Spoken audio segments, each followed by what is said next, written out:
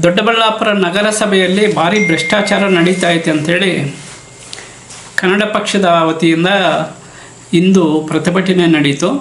ಮುಖ್ಯವಾಗಿ ಈ ಖಾತೆಗಳು ಮಾಡೋ ವಿಚಾರದಲ್ಲಿ ಅಧಿಕಾರಿಗಳು ಸ್ಪಾಟಿಗೆ ಬಂದು ನೋಡಬೇಕಾದ್ರೆ PID ನಂಬರ್ ಕೊಡಬೇಕಂತ ಹೇಳಿ 1000ರಿಂದ 5000 ರೂಪಾಯಿ ದುಡ್ಡು ವಸೂಲಿ ಮಾಡ್ತಾ ಇದ್ದಾರೆ. ಇದರಲ್ಲಿ ಇಬ್ಬರು ಮಹಿಳಾ ಅಧಿಕಾರಿಗಳದೇ ಹೆಚ್ಚಾಗಿ ಭ್ರಷ್ಟಾಚಾರ ನಡೀತಾ ಐತೆ ಅಂತೇಳಿ ಕನ್ನಡ ಪಕ್ಷದ ವತಿಯಿಂದ ನಡೆದ ಕಾರ್ಯಕ್ರಮದಲ್ಲಿ ಹಲವಾರು ಕನ್ನಡ ಪಕ್ಷದ ಮುಖಂಡರುಗಳು ಆರೋಪ ಮಾಡಿದ್ದಾರೆ.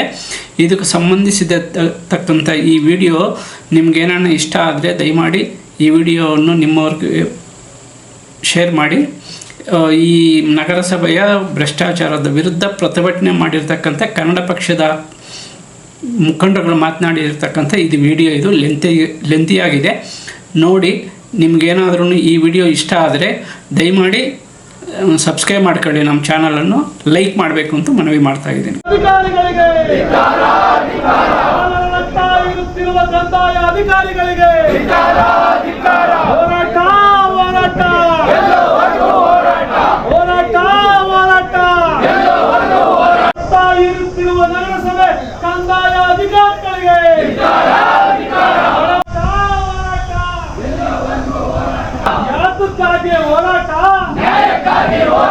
ಇವತ್ತು ಈ ನಗರಸಭೆ ಮುಂದೆ ಏನು ಹೋರಾಟ ಮಾಡ್ತಿದ್ದೀವಿ, ನಗರಸಭೆಯಲ್ಲಿ ನಡೀತಿರ್ತಕ್ಕಂಥ ನಿರ್ಲಕ್ಷ್ಯ, ಜನಸಾಮಾನ್ಯರ ಕೆಲಸಗಳನ್ನ ಮಾಡೋದ್ರಲ್ಲಿ, ಬಡವರ ಕೆಲಸ ಮಾಡೋದ್ರಲ್ಲಿ ಏನ್ ನಿರ್ಲಕ್ಷ್ಯ ನಡೀತಾ ಇದೆ ಮತ್ತು ಇಂಥ ಕೆಲಸಕ್ಕೆ ಇಂತಿಷ್ಟು ಅಂತೇಳಿ ಏನು ವಸೂಲಿ ಆಗ್ತಾ ಇದೆ ಇಲ್ಲಿ, ಅದನ್ನ ಖಂಡಿಸ್ಬಿಟ್ಟು ಇವತ್ತು ಪ್ರತಿಭಟನಾ ಧರಣಿಯನ್ನು ಹಮ್ಮಿಕೊಂಡಿದ್ದೇವೆ. ಈ ವಿಚಾರವಾಗಿ ನಿಮ್ಮ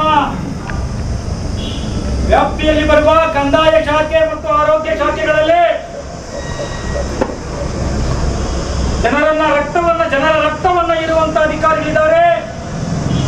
ಬಡವರ ಕೆಲಸ ಮಾಡೋದಕ್ಕೆ ನಿರ್ಲಕ್ಷ್ಯ ಮಾಡ್ತಿದ್ದಾರೆ. ಯಾರು ಕಾಸು ಕೊಟ್ರೆ ಅವ್ರ ಕೆಲಸ ಫಸ್ಟ್ ಮಾಡ್ತಿದ್ದಾರೆ. ಅಂತವ್ರ ಬಗ್ಗೆ ನಮ್ಮ ಪ್ರತಿಭಟನೆ ಇದೆ. 5ನೇ ತಾರೀಕು ನಾವು ಬರ್ತೀವಿ. ಮಾನ್ಯ ಪೌರಾಯುಕ್ತರು, ಮಾನ್ಯ ಅಧ್ಯಕ್ಷರು ಖುದ್ದು ಹಾಜರಿದ್ದು ನಮ್ಮ ಸಮಸ್ಯೆಗಳನ್ನ ಆಲಿಸಬೇಕು, ಅದಕ್ಕೆ ಪರಿಹಾರವನ್ನು ಒದಗಿಸಬೇಕು ಅಂತ ಹೇಳ್ಬಿಟ್ಟು ನಾವು ಒಂದು ಮನವಿ ಪತ್ರವನ್ನು ಕೊಟ್ಟವನ್ರಿ. ಆ ಪ್ರಕಾರ ಇವತ್ತು ನಾನು ಪೊಲೀಸ್ ಇಲಾಖೆಯವರಲ್ಲಿ ಮನವಿ ಮಾಡ್ಕೊಳ್ತೇನೆ, ದಯಮಾಡಿ ನಮ್ಮ ಸಮಸ್ಯೆಗಳನ್ನು ಹೇಳೋದಕ್ಕೆ ಬಂದಿದ್ದೀವಿ. ಮಾನ್ಯ ಪೌರಾಯುಕ್ತರು ಮತ್ತು ಅಧ್ಯಕ್ಷರನ್ನು ದಯಮಾಡಿ ಕರಿಬೇಕು ಅಂತ ನಾವು ಕೇಳ್ಕೊಳ್ತೀವಿ. ಬೇಕೇ ಬೇಕು, ಬೇಕೇ ಬೇಕು, ಅಯ್ಯಯ್ಯೋ ಅನ್ಯಾಯ, ಅಯ್ಯಯ್ಯೋ ಅನ್ಯಾಯ, ಅಯ್ಯಯ್ಯೋ ಅನ್ಯಾಯ. ಸಮಸ್ತ ಕನ್ನಡಿಗರ ಒಂದಾಗಿ ನಗರಸಭೆಯ ಭ್ರಷ್ಟಾಚಾರಕ್ಕೆ, ನಗರಸಭೆಯ ಭ್ರಷ್ಟಾಚಾರಿ ಅಧಿಕಾರಿಗಳಿಗೆ ಬೇಕೇ ಬೇಕು, ಬೇಕೇ ಬೇಕು. ಕನ್ನಡ ಪಕ್ಷದ ಹೋರಾಟಕ್ಕೆ, ಕನ್ನಡ ಪಕ್ಷದ ಹೋರಾಟಕ್ಕೆ, ಜನಸಾಮಾನ್ಯರ ಹೋರಾಟಕ್ಕೆ, ರೈತ ಪರ ಹೋರಾಟಕ್ಕೆ, ಭ್ರಷ್ಟ ನಗರಸಭೆ ಅಧಿಕಾರಿಗಳಿಗೆ, ನಗರಸಭೆಯಲ್ಲಿ ನಡೆಯುತ್ತಿರುವ ಭ್ರಷ್ಟಾಚಾರಕ್ಕೆ, ನಗರಸಭೆಯಲ್ಲಿ ನಡೆಯುತ್ತಿರುವ ಭ್ರಷ್ಟಾಚಾರಕ್ಕೆ, ನಗರಸಭೆಯಲ್ಲಿ ನಡೆಯುತ್ತಿರುವ ಭ್ರಷ್ಟಾಚಾರ ನಿಲ್ಲಲಿ, ನಗರಸಭೆಯಲ್ಲಿ ನಡೆಯುತ್ತಿರುವ ಭ್ರಷ್ಟಾಚಾರ ನಿಲ್ಲಲಿ. ಜನಸಾಮಾನ್ಯರ ರಕ್ತ ಇರುತ್ತಿರುವ ಕಂದಾಯ ಶಾಖೆಯ ಲಂಚಕೋರ ಅಧಿಕಾರಿಗಳಿಗೆ, ಜನಸಾಮಾನ್ಯರ ರಕ್ತ ಇರುತ್ತಿರುವ ಕಂದಾಯ ಶಾಖೆಯ ಲಂಚಕೋರ ಅಧಿಕಾರಿಗಳಿಗೆ, ಮಧ್ಯವರ್ತಿಗಳ ಏಜೆಂಟ್ ಆಗಿ ಕೆಲಸ ಮಾಡುತ್ತಿರುವ ಲಂಚಕೋರ ಅಧಿಕಾರಿಗಳಿಗೆ, ಮಧ್ಯವರ್ತಿಗಳ ಏಜೆಂಟ್ ಆಗಿ ಕೆಲಸ ಮಾಡುತ್ತಿರುವ ಲಂಚಕೋರ ಅಧಿಕಾರಿಗಳಿಗೆ ಬೇಕೇ ಬೇಕು, ಬೇಕೇ ಬೇಕು.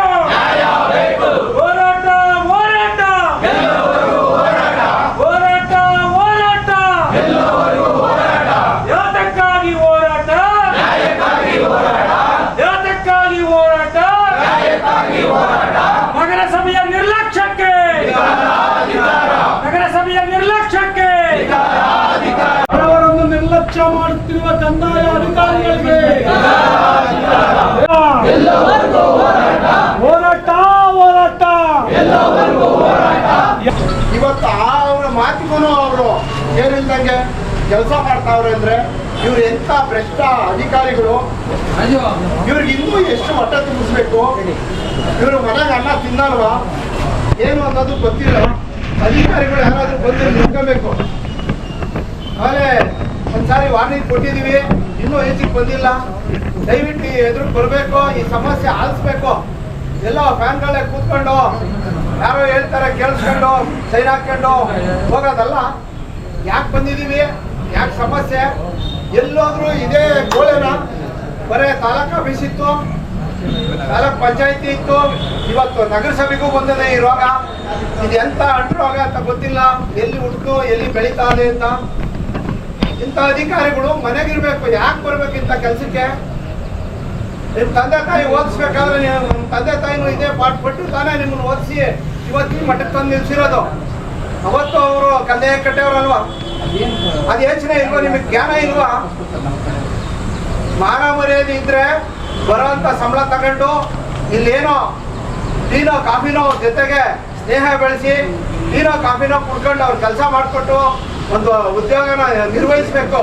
ಅಂಥದ್ದು ಬಿಟ್ಬಿಟ್ಟು ನಾಯಿಗಳು ಕಿತ್ತಾಡ್ತವೆ. ನಾಯಿಗಳು ಬೇರು, ಅವು ಎಷ್ಟು ಬೇಕಾಗಿ ತಿಂದ್ಬಿಟ್ಟು ಬಿಟ್ಟು ಹೋಗ್ತವೆ ಇನ್ನೊಂದು ನಾಯಿಗೆ. ಇವು ಹಂಗಲ್ಲ, ಅದು ನಮಗೆ ಇರಬೇಕು ಅನ್ನೋ ಮಟ್ಟಕ್ಕೆ ಇವತ್ತು ಬೆಳೆದು ನಿಂತದೆ. ಇಂಥ ಉದ್ಯೋಗ ಯಾಕೆ ಬರ್ಬೇಕು ನೀವೆಲ್ಲ ಅಂತ ಹೇಳ್ತಾ, ನಮ್ಮ 31 ಸದಸ್ಯರು ಏನಿದ್ದಾರೆ, ಆ ಸದಸ್ಯರು ಏನ್ ಮಾಡ್ತಾವ್ರೆ, ಒಬ್ಬ ಅಧ್ಯಕ್ಷರು ಏನ್ ಮಾಡ್ತಾವ್ರೆ, ಈ ಅಧಿಕಾರಿಗಳ ಮೇಲೆ ಏನು ಕಾನೂನು ಇಲ್ವಾ? ಇಲ್ಲ ನೀವು ಅವ್ರ ಜೊತೆ ಕೈ ತೋರಿಸಿದ್ದೀರಾ ಏನು ಅನ್ನೋದು ನಮಗೆ ಗೊತ್ತಿಲ್ಲ. ದಯವಿಟ್ಟು ಇಂಥ ಕೆಲಸ ಆಗ್ಬಾರ್ದು. ಹಿಂದೆ ನಾವು ಒಂದ್ಸಾರಿ ಬಂದು ಹೇಳಿದ್ದು, ನೀವು ಬಾತ್ರೂಮ್ ಸ್ವಚ್ಛ ಇರಲಿಲ್ಲ, ಇವತ್ತು ಇಲ್ಲ. ಸರಿ ಲಂಚಕ್ಕೆ ಅನ್ನೋದೇ ಹೊರತು ಯಾಕೆ ಸಂಬಳ ಕೊಡಲ್ವಾ ನಿಮ್ಗೆ? ಅಧಿಕಾರಿಗಳು ಅಷ್ಟು ಈಚೆ ಬನ್ರಿ. ಈ ಖಾತೆ ಇರ್ಬೋದು, ಬಿ ಖಾತೆ ಇರ್ಬೋದು, ಎಷ್ಟು ಇಷ್ಟೋ ನೀವು ಮಾಡ್ಕೊಡ್ತೀರಾ? ಯಾಕೆ ಇಷ್ಟು ಲೇಟ್ ಮಾಡ್ತಾ ಇದ್ದೀರಾ? ಒಂದು ಈ ಖಾತೆಗೆ ಬಿ ಖಾತೆಗೆ 20 ಇಂದ 25 ಸಾವಿರ ರೂಪಾಯಿ ಕೊಡ್ತಾರೆ ಅಂತ ಮಾಹಿತಿ ಬರ್ತಾ ಇದೆ.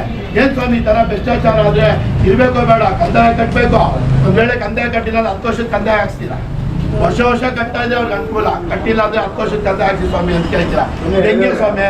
ಬಡವರು ಅವರೆಲ್ಲ ಎಲ್ಲ ಹೋಗ್ಬೇಕು. ದಯವಿಟ್ಟು ಇದಕ್ಕೆ ಸಂಬಂಧಪಟ್ಟ ಅಧಿಕಾರಿಗಳು ಏನ್ ಮಾಡ್ತಾವ್ರೆ? ನಮ್ಗೇನು ನಿಮ್ದು ರಸೀದಿ ಏನೈತೆ ತೋಳಿ, ಅದ್ರ ಎಳ್ಳೆ ಮಾತಿಲ್ಲ. ಆದಷ್ಟು ಬೇಗ ಜನಕ್ಕೆ ಮಾಡ್ಕೊಡ್ರಿ, ಇದು ಉತ್ತಮ. ಅದೇ ರೀತಿ ಏನೋ ಊರಿನ ಸಮಸ್ಯೆ ಸಾಕಷ್ಟು ಇದೆ. ಸಾಕಷ್ಟು ಸಲ ಸಭೆಗಳು ನಾವು ಹೇಳಿದ್ದೀರಿ, ಸ್ವಾಮಿ ನಗರಸಭೆಯಿಂದ ಒಂದು ಸಭೆ ಆಗ್ತಾ ಇಲ್ಲ. ಯಾಕೆ ಸ್ವಾಮಿ ಹಿಂಗೆ ಆಗ್ತಾ ಇದೆ? ತಿಂಗಳು 2 ತಿಂಗಳು ಒಂದು 5 ವರ್ಷ ಸಭೆ ಕರೀರಿ.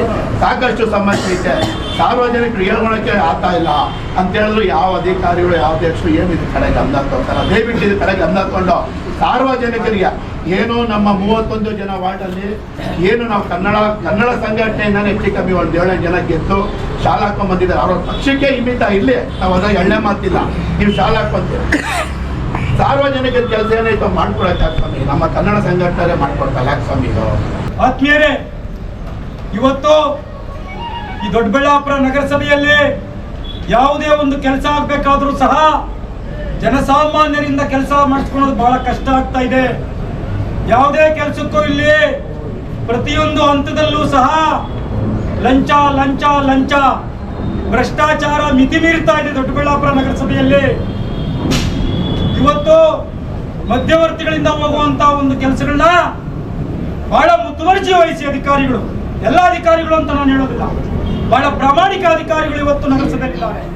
ಆದರೂ ಕೆಲವು ಲಂಚಕೋರ ಅಧಿಕಾರಿಗಳು ಮಧ್ಯವರ್ತಿಗಳ ಏಜೆಂಟ್ ಆಗಿ ಕೆಲಸ ಮಾಡ್ತಿದ್ದಾರೆ. ಜನಸಾಮಾನ್ಯರು ಅರ್ಜಿಗಳು ತಗೊಂಡೋದ್ರೆ ತಿಂಗಳಾನ್ಗಟ್ಟಲೆ ಅಲಿಸ್ತಾ ಇದ್ದಾರೆ. ಆದ್ರೆ ಮಧ್ಯವರ್ತಿಗಳ ಅರ್ಜಿಯನ್ನ ಒಂದೇ ವಾರದಲ್ಲಿ ಅವ್ರ ಕೆಲಸವನ್ನ ಮಾಡ್ಕೊಡ್ತಿದ್ದಾರೆ. ಇದು ನಗರಸಭೆಯಲ್ಲಿ ನಡೀತಿರ್ತಕ್ಕಂಥ ಭ್ರಷ್ಟಾಚಾರದ ವಾಸನೆ ಅಂತಕ್ಕಂಥ ಮಾತನ್ನ ನಾನು ಈ ಸಂದರ್ಭದಲ್ಲಿ ಹೇಳೋದಕ್ಕೆ ಇಷ್ಟಪಡ್ತೀನಿ. ಇವತ್ತಿಗಾಗಲೇ ನನ್ನ ಸ್ನೇಹಿತರು ಮಾತನಾಡ್ತಾ ಹೇಳಿದ್ರು, ಇವತ್ತು ಒಂದು ಖಾತೆ ಆಗ್ಬೇಕಾದ್ರೆ ನಗರಸಭೆಯಲ್ಲಿ 20, 30, 40 ಸಾವಿರ ರೂಪಾಯಿವರೆಗೂ ತಗೊಂತಾ ಇದ್ದಾರೆ. 40 ಸಾವಿರ ರೂಪಾಯಿವರೆಗೂ ತಗೊಂತಿದ್ದಾರೆ. ಆದ್ರೆ ಜನಸಾಮಾನ್ಯರು ಯಾರಾದ್ರೂ ಒಂದು ಅರ್ಜಿ ತಗೊಂಡ್ಬಂದ್ರೆ 3 ತಿಂಗಳು 4 ತಿಂಗಳು 2 ತಿಂಗಳು 6 ತಿಂಗಳಾದ್ರೂ ಸಹ ಈ ಅರ್ಜಿನ ಮೂಲೆಗೆ ಹಾಕ್ತಾರೆ, ಮೂಟೆ ಕಟ್ಟಿ. ಏನಿದ್ರ ಅರ್ಥ ಅಂದ್ರೆ ಬರಬೇಕು, ಅವರು ತಿರುಗಬೇಕು, ತಿರುಗಿ ಸಾಕಾಗಬೇಕು, ಏನಾದ್ರೂ ಕೊಟ್ಬಿಡ್ತೀವಪ್ಪ ಮಾಡಿಕೊಡ್ರಿ ಅನ್ಬೇಕು. ಇದು ಇದರ ಅರ್ಥ. ಹಾಗಾಗಿ ನಾನು ಕೆಲವು ಉದಾಹರಣೆಗಳನ್ನ ಹೇಳೋದಕ್ಕೆ ಇಷ್ಟಪಡ್ತೀನಿ. ಇಲ್ಲಿ ದೊಡ್ಡಬಳ್ಳಾಪುರ ನಗರಸಭೆಗೆ ಈಗಾಗಲೇ ಸರ್ಕಾರದ ಆದೇಶದಂತೆ ಕಳೆದ 2 ತಿಂಗಳಿಂದ ಏನು ನಮ್ಮ ಸರ್ವೆ ನಂಬರ್ಗಳಲ್ಲಿದ್ವು, ಮನೆಗಳು ಕಟ್ಕೊಂಡು ಖಾಲಿ ಜಾಗಗಳು ಏನಿದ್ವು ಅಂಥವ್ರಿಗೆಲ್ಲರೂ ಸಹ ಈ ಖಾತೆ ಬಿ ಖಾತೆ ಮಾಡಿಕೊಡ್ಬೇಕು ಅಂತ ಹೇಳ್ಬಿಟ್ಟು ಸರ್ಕಾರದ ಆದೇಶ ಆಯಿತು. ಅದರ ಅನ್ವಯ ಸಾಮಾನ್ಯ ಜನರು ಅರ್ಜಿಗಳನ್ನು ಹಾಕಿದ್ರು. ಆ ಸಾಮಾನ್ಯ ಜನರ ಅರ್ಜಿಗಳು ಇದುವರೆಗೂ ಸಹ ವಿಲೇವಾರಿ ಆಗಿಲ್ಲ. ಇದುವರೆಗೂ ಸಹ ವಿಲೇವಾರಿ ಆಗಿಲ್ಲ. ಒಂದು PID ನಾವು ಹಾಕಬೇಕಾದ್ರೆ ಹೋಗಿ ಒಂದು ಖಾಲಿ ಸೈಟ್ ಇದ್ರೆ, ಅರ್ಧ ಸೈಟ್ ಇದ್ರೆ 500 ರೂಪಾಯಿ, ಒಂದು ಸೈಟ್ ಇದ್ರೆ 1000 ರೂಪಾಯಿ, ಕಟ್ಟಿರೋ ಮನೆ ಇದ್ರೆ 2000 ರೂಪಾಯಿ, ದೊಡ್ಡ ಬಿಲ್ಡಿಂಗ್ಗಳಿದ್ರೆ 5000 ರೂಪಾಯಿ. ಇದು ಚೆನ್ನಾಗಿ ಅರ್ಥ ಮಾಡ್ಕೊಬೇಕು ಅಧಿಕಾರಿ ವರ್ಗ. ಇಷ್ಟೊಂದು ಭ್ರಷ್ಟಾಚಾರ ನಡೀತಾ ಇದೆ. ದಾಖಲೆ ಸಮೇತ ಬೇಕಾದ್ರೆ ಕೊಡ್ತೀವಿ. ಇನ್ನು ಒಂದು ಅರ್ಜಿಯನ್ನ ಹಾಕೊಂಡು ನಾವು ಇಲ್ಲಿ ಬಂದು ಕೇಳಿದ್ವಿ. ಸುಮಾರು ಅರ್ಜಿಗಳು ಹಾಕಿದ್ದೀವಿ. ಒಂದು ಅರ್ಜಿ ಕೇಳಿದೆ ನಾನು, ಸಂಬಂಧಪಟ್ಟ ಕೇಸ್ ವರ್ಕರ್ ಯಾರಿದ್ದಾರೆ ಅವ್ರಿಗೆ ನಾನು ಕೇಳಿದೆ, ಶಾರದಮ್ಮ ಅಂತ ಹೇಳ್ಬಿಟ್ಟು ಹೆಣ್ಮಗಳು. ಸರ್ ಇನ್ನೂ ಬಂದಿಲ್ಲ ಸರ್, ಬಂದ್ರೆ ನೋಡ್ತೀನಿ ಸರ್ ಅಂತ. ನಾನು ಯಾವುದೇ ಅರ್ಜಿ ಹಾಕಿದ್ರು ಸಹ ಸಂಬಂಧಪಟ್ಟ ಅಧಿಕಾರಿ ತಕ್ಕೋಬೇಕಾದ್ರೆ ಕಪಾಲ್ ಸೆಕ್ಷನ್ ನಲ್ಲಿ ಹೋಗಿ ಯಾರು ತಗೊಂಡಿದ್ದಾರೆ ಅರ್ಜಿ ಅಂತ ಹೇಳ್ಬಿಟ್ಟು ನಂಬರ್ ಹಾಕ್ಸ್ಕೊಂಡು ಹೋಗ್ತೀನಿ. ಹೇಳ್ದೆ ನಾನು ಅಮ್ಮನಿಗೆ, ನೋಡಮ್ಮ ಇಂಥ ದಿವಸ ತಗೊಂಡಿದ್ಯಾ, ನಿನ್ ಸೈನ್ ಹಾಕಿದ್ಯಾ, ದಯಮಾಡಿ ಇದನ್ನ ವಿಲೇವಾರಿ ಮಾಡು, PID ನಂಬರ್ ಹಾಕ್ಸ್ಬಿಟ್ಟು ಮುಂದಿನ ಆದೇಶಕ್ಕೆ ನಿಮ್ಮ RIಗೆ ROಗೆ ಕಮಿಷನರ್ಗೆ ಕಳಿಸ್ಬಿಟ್ಟು ಕೆಲಸ ಮಾಡ್ಕೊಡ್ಬೇಕು. ಆಯ್ತು ಸರ್ ನೋಡ್ತೀನಿ. ಇಲ್ಲ ಇನ್ನೂ 15 ಸಾವಿರ ಬಿಟ್ಕೊಂಡ್ ಬಂದೆ. ಎಲ್ಲಮ್ಮ ಏನಮ್ಮ ಮಾಡಿದೆ ಅರ್ಜಿ? ಸರ್ ನೋಡಿದೆ ಸರ್, ನೋಡ್ತೀನಿ ಸರ್, ತೆಗಿಯಮ್ಮ ಅಂತ ಹೇಳ್ಬಿಟ್ಟು ಅರ್ಜಿಯನ್ನ ತೆಗಿಸ್ತೇವೆ. ಅದು ಒಂದು ಮೂಲೆಗಿತ್ತು ಅರ್ಜಿ, ಹುಡುಕಿ ತೆಗೆದ್ರು 1 ಗಂಟೆ ಟೈಮ್ ಹುಡುಕಿ ತೆಗೆದು ನೋಡ್ಬಿಟ್ಟು ಸರ್ ಕಳಿಸ್ತೀನಿ ಸರ್, ಗ್ಯಾರಂಟಿ ಇವತ್ತು. ಯಾರನ್ನ ಕಳಿಸ್ತೀವಮ್ಮ? ಕಳಿಸ್ತೀನಿ ಬಿಡಿ ಸರ್, ನಿಮ್ಗೆ ಯಾಕೆ ಸರ್? ಆಯ್ತು ಹೋದೆ. ಇನ್ನೂ 1 ವಾರ ಬಿಟ್ಕೊಂಡ್ಬಂದೆ. ಫೋನ್ ಮಾಡಿದ್ರೆ ಫೋನ್ ಎತ್ತಿಲ್ಲ, ಇಲ್ಲಿಲ್ಲ. ಮೇಲ್ಗಡೆ ಎಲ್ಲ ಪಾಪ ಚೇಂಬರ್ನಲ್ಲಿ ಬಿಟ್ಬಿಟ್ಟು ಮೇಲ್ಗಡೆ ಅವ್ರ ಕೆಲಸ ಅಲ್ಲಿದ್ರು, ಅಲ್ಲಿಗೆ ಹುಡುಕೊಂಡು ಹೋದೆ. ಅಲ್ಲಿ RI ಸಾಹೇಬ್ರು ಇದ್ರು. ಹೇಳ್ದೆ, ಏನಮ್ಮ ಆಯ್ತನಮ್ಮ? ಹಾಕಿದ್ದೀನಿ ಸರ್, PID ಆಗೈತೆ ಸರ್. ಹೇಳ್ದೆ ನಾನು ಅವತ್ತು, ಅನ್ಮಾನ್ಯ ಪೌರಾಯುಕ್ತರು ಕೇಳ್ಬೇಕಿದ್ರನ್ನ, ಅಧ್ಯಕ್ಷರು ಕೇಳಬೇಕು, ಸ್ಥಾಯಿ ಸಮಿತಿ ಅಧ್ಯಕ್ಷರು ಕೇಳಬೇಕು, ಹಾಕಿದ್ದೀನಿ ಸರ್ ಅಂತ. ನೋಡಮ್ಮ, ನೀನೇನಾದ್ರೂ PID ಹಾಕಿದ್ರೆ ನಾನು ಈ ನಗರಸಭೆ ಕಡೆ ಬರೋದು ಬಿಟ್ಬಿಡ್ತೀನಿ ಅಂತ ಹೇಳಿ ಚಾಲೆಂಜ್ ಮಾಡಿದೆ. ಯಾಕೆ ಸರ್ ಹಿಂಗೆ ಹೇಳ್ತೀರಾ ಅಂತಂದ್ರು RI ಸಾಹೇಬ್ರು. ಹಾಕಿಲ್ಲ, ಸುಳ್ಳು ಹೇಳ್ತಾವ್ರೆ. ಒಬ್ಬ ಹೆಣ್ಮಗಳಾಗಿ ಇಷ್ಟೊಂದು ಸುಳ್ಳು ಹೇಳೋದ? ಈಗಾಗಲೇ 1.25 ತಿಂಗಳಾಗೈತೆ, ಇನ್ನೂ ಸುಳ್ಳು ಹೇಳೋದಾಗ ಅರ್ಥ ಇಲ್ಲ. ಕೆಲಸ ಮಾಡಲಿ. ಈ ಕನ್ನಡ ಪಕ್ಷ ಹೆಣ್ಮಕ್ಳಿಗೆ ಗೌರವ ಕೊಡುವಂತ ಪಕ್ಷ. ಬಾಬಾ ಸಾಹೇಬ್ ಡಾಕ್ಟರ್ ಅಂಬೇಡ್ಕರ್ ಅವರ ಸಂವಿಧಾನದಲ್ಲಿ ನಂಬಿಕೆ ಇಟ್ಟಿರ್ತಕ್ಕಂತಹದ್ದು ಕನ್ನಡ ಪಕ್ಷ. ಇಲ್ಲ ಸರ್ ಮಾಡಿಸ್ತೀನಿ ಬಿಡಿ ಸರ್, ಮಾಡಿಸ್ಬೇಕು ಅಂತ ಹೇಳೋದೆ. ಅದಾದ 1 ವಾರ ಬಿಟ್ಕೊಂಡ್ ಬಂದೆ. ಇಲ್ಲ ಆಗಿಲ್ಲ ಸರ್. ಇನ್ನೊಬ್ಬ ಕೌನ್ಸಿಲರ್ ಹೇಳಿದ್ರು ಸರ್, ಮಾಡ್ತೀನಿ ಸರ್. ನನ್ನ ಕೈಯಿಂದ ಕೆಲಸ ಆಗಲಿಲ್ಲ ಅಂದ್ರೆ ಪಾಪ ಆ ವ್ಯಕ್ತಿ ಇನ್ನೊಬ್ಬ ಕೌನ್ಸಿಲರ್ ಹೇಳಿರ್ಬೋದು. ಆಯ್ತು, ಯಾರೋ ಒಬ್ರು ಹೇಳೋರಲ್ಲಮ್ಮ, ಮಾಡಮ್ಮ, ಮಾಡ್ತೀನಿ ಸರ್. ಇದುವರೆಗೂ ಇಲ್ಲ. ಇನ್ನೂ ಒಂದ್ಸಲಿ ಬಂದೆ, RI ಅವ್ರನ್ನ ಕೇಳಿದೆ. ಕಮಿಷನರ್ ಸಾಹೇಬ್ರು ಸುಮಾರು ನಾನು 5 ಸಲ 6 ಸಲ ಬಂದಾಗಬೇಕು, ಸಿಕ್ಲಿಲ್ಲ. ನಾನು ಯಾರಿಗೆ ಹೇಳ್ಬೇಕು? ಅವ್ರು ಸಿಕ್ಲಿಲ್ಲ. ಯಾರು ಕೇಸ್ ವರ್ಕರ್ ಅವರೇ, ಅವ್ರ ಮೇಲಧಿಕಾರಿ RI ಸಿಕ್ಕಿದ್ರು ಅವ್ರಿಗೆ ಹೇಳಿದೀನಿ. 5-6 ಸಲ ಅವ್ರ ಗಮನಕ್ಕೆ ತಂದಿದ್ದೀನಿ, ಇದುವರೆಗೂ ಆಗಿಲ್ಲ. ಅವತ್ತು ನಾನು ಕೇಳಿದೆ, ಪಾಪ ಅವರು ಕರ್ಸ್ಕೊಂಡ್ರು ಎಮ್ಮನ್ನ, ಎಲ್ಲೋ ಇದ್ಲು ಎಮ್ಮ ಕರ್ಸ್ಕೊಂಡ್ರು. ಇವ್ರು ಬಂದು ಕೇಳ್ತಾವ್ರೆ, ಬಮ್ಮ ಇಲ್ಲಿ ಅಂತ. ಬರೋದಕ್ಕೆ ಅರ್ಧ ಗಂಟೆ ಮಾಡಿದ್ರು, ಮೇಲ್ಗಡೆ ಇದ್ದು ಬರೋದಕ್ಕೆ ಅರ್ಧ ಗಂಟೆ ಮಾಡಿದ್ರು. ಬಂದ್ಬಿಟ್ಟು ಸರ್ ಮಾಡ್ಕೊಡ್ತೀನಿ ಸರ್. ನಾನು ಹೇಳಿದೆ, ಏನಮ್ಮ ಜನ ನಿಮಗೆ ಸಂಬಳ ಕೊಡ್ತಿದ್ದಾರೆ, ಜನ ಸಂಬಳ ಕೊಡ್ತಿದ್ದಾರೆ, ಸರ್ಕಾರ ಸಂಬಳ ಕೊಡ್ತಾ ಇದೆ. ಸರ್ಕಾರ ಅಂದ್ರೆ ಸಿದ್ದರಾಮಯ್ಯ ಆಗಲಿ ಅಥವಾ ಮೋದಿ ಆಗಲಿ ಏನು ಸಂಬಳ ಕೊಡಲ್ಲ. ಜನಸಾಮಾನ್ಯರು ನಾವು ತೆರಿಗೆ ಕಟ್ತೀವಲ್ಲ, ಆ ತೆರಿಗೆ ಹಣದಲ್ಲಿ ನಿಮ್ಗೆ ಸಂಬಳ ಕೊಡೋದು. ನೀವಿರೋದು ಜನರ ಸಾಮಾನ್ಯರ ಕೆಲಸ ಮಾಡೋದಕ್ಕೆ, ಅರ್ಥ ಮಾಡ್ಕೊಂಡು ಕೆಲಸ ಮಾಡಿ ಅಂತ ಹೇಳಿದಾಗ ಏನು ಸರ್ ಹಂಗೆ ಮಾತಾಡ್ತೀರೋ ನೀವು ಅಂದ್ರು. ನಾನು ಹೇಳಿದೆ, ನಿಮ್ಗೆ ನಾಚಿಕೆ ಮಾನ ಮರ್ಯಾದೆ ಏನಾದ್ರೂ ಇದೆಯಾ? ಮರ್ಯಾದೆ ಇದ್ದಿದ್ರೆ 5-6 ಸಲ ನೀವು ತಿರುಗಿಸ್ಕೊಂತಿರ್ಲಿಲ್ಲ, ಕೆಲಸ ಮಾಡಿ ಕಳಿಸ್ತಾ ಇದ್ರಿ ಅಂತ ನಾನು ಎಂಬಂತ ಚರ್ಚೆ ಮಾಡುವಂತ ಸಂದರ್ಭದಲ್ಲಿ ಆಡಳಿತ ಪಕ್ಷದ ಒಬ್ಬ ನಗರಸಭಾ ಸದಸ್ಯರು ಅಲ್ಲಿ ಬಂದ್ರು, ಪೂರ್ವ ಪೀಡಿತರಾಗಿ ಬಂದ್ರು. ಹೇಳ್ರಿ ಹಂಗ್ ಮಾತಾಡ್ತೀರಾ, ಇದೇ ನಿಮ್ ಮನೆನಾ ಅಂತ ಕೇಳಿದ್ರು. ನಾನು ಆ ವ್ಯಕ್ತಿಗೆ ಹೇಳಿದೆ, ಇದು ನಮ್ಮನೆ ಅಲ್ಲಪ್ಪ, ಜನಸಾಮಾನ್ಯರ ಮನೆ ಇದು.